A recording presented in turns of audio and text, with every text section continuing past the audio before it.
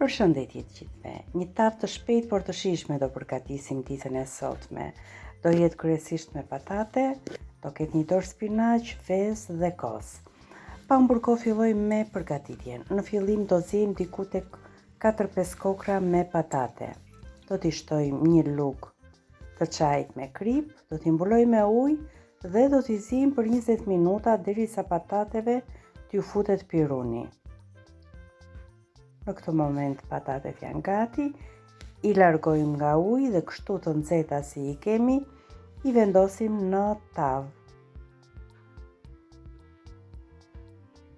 Mund t'i shtypim me shtypsen e patateve, po fare mirë, këto patate mund të shtypen me pirun ose me fundin e një gote.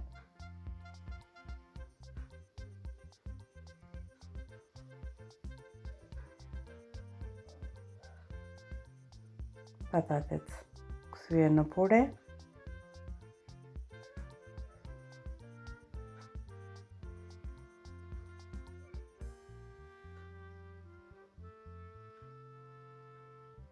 E largojmë gotën dhe i krijojmë pak spond patateve në anë me një lugë. Shumë pak krip do t'i shtojmë në fund. Edhe pak piper të zi.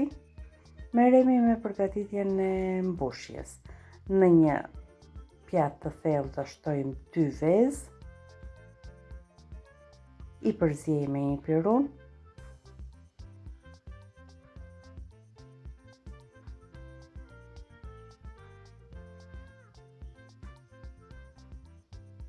Shtojmë 2 lugë të gjellës me gjizë.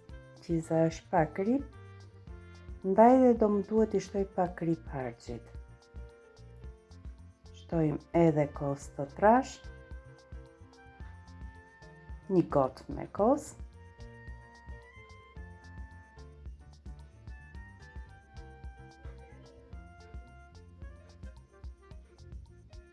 masa u bë e gjitha kremoze, mbi patatet shtojmë pak vaj ulliri,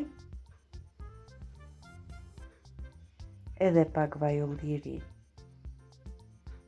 në pjatë. Këtu kam një dorë me spinaq të vogël. E përziejmë me përbërësit e tasit. Do t'i shtojmë pak krip, pasi krip ka edhe djati që do e mbulojmë në fund.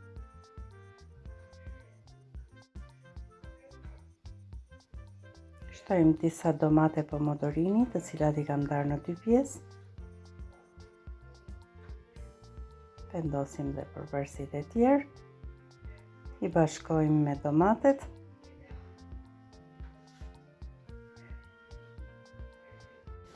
Sistemojmë pak anët e tavës me një pirun.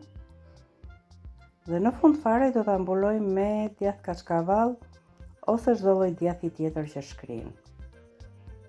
E pjekim për 20 minuta në 200 gradë.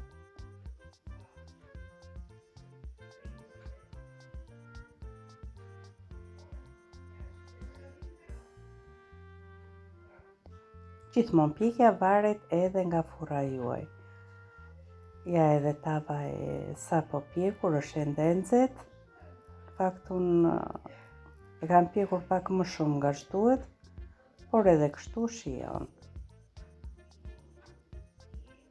E përgatitur shpejt, pak përbërës, është e shëndetshme, sigurisht edhe e shijshme.